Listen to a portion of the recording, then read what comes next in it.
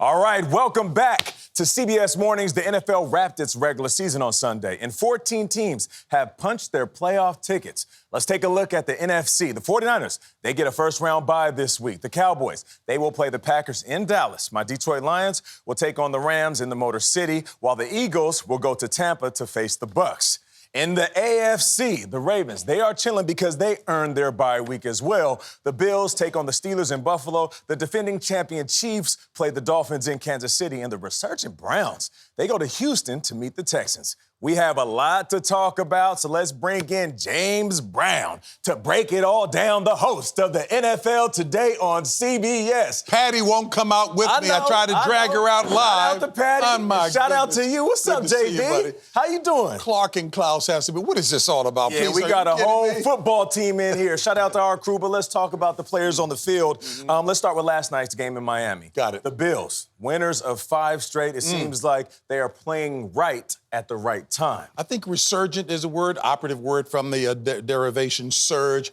During December, January, they're 20-2. Yeah. They can get it done during those months. Big thing, I think, and you can speak to this, to do it while that window is still there with the talent that they have. For sure. One bit of football, I think they're making a determined effort to run the ball, even if the numbers aren't prolific. Yeah. James Cook is at least making the defense respect the fact that they've got their game. But look at what the rest of the team has been doing. Yeah. Special teams last night, big-time punt return, changed the complexion of the game. No question. Sometimes it's less about the X's and O's and more about hitting rock bottom. And the attitude of Sean McDermott in that regard. Of course. Right? There was a moment where people were questioning the leadership, the head coach, questioning the quarterback and the players. Along with the injuries, it seemed like they hit rock bottom and then bounced back stronger than ever. And they made a move, of course, with Joe Brady with the offensive coordinator there, and he's got a spark going, yes. Yeah, staying in the AFC, Lamar Jackson and the Ravens. Okay, they've been playing well all season, and it seemed like Lamar Jackson stamped himself as the MVP a couple of weeks ago. Got an MVP back in 2019. Yep. Nate, I think the key here, he has matured.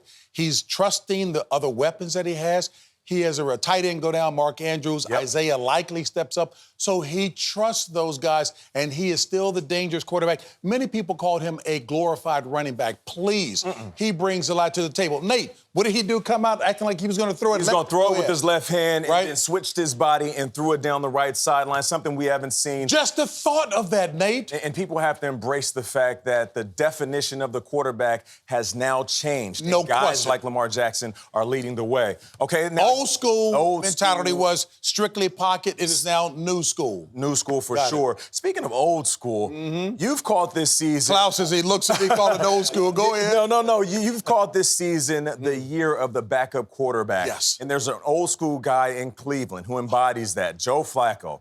I mean, what can you say about him and what I think all of America loves him. Here's a guy who comes off of the couch. He's back on the field. He even called one of his old teams to see if they wanted a backup. They wouldn't take him. Now look at him. He's thrown 13 touchdowns in 4 games, more than some teams combined. And loving the fact that his kids are old enough now to recognize what he's doing.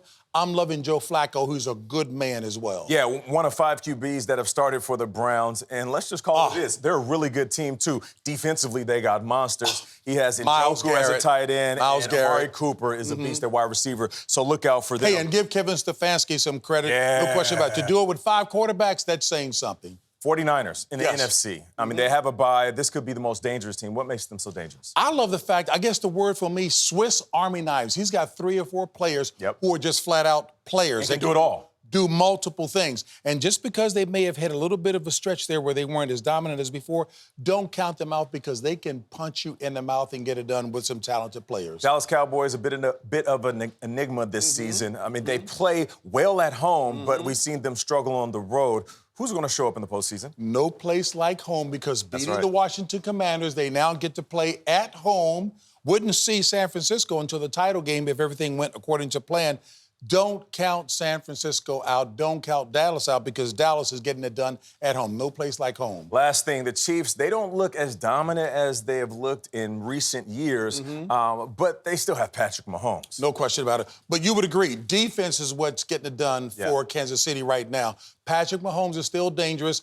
Taylor Swift's boyfriend right now, he's got to do a lot. He's got to do a lot more blocking because the offensive line is not as stout as it was before. So that's why he may not be as offensively prolific, and I know you love him as a player. And complimentary players going to have to step up for the Chiefs. We have to give C.J. Stroud and the Texans a shout-out because D'Amico Ryans and C.J. Stroud, they're awesome. Your guy, your seatmate there, J.J. Watt, said preseason right here. That's right. Look out for Houston. JB. Wow, AKA that was a lot done. Chocolate Grande is what we call him on Chocolate Grande. All right, we appreciate you. Tune in to CBS this Sunday at 1 p.m. Eastern for the wild card game between the Pittsburgh Steelers and the Buffalo Bills.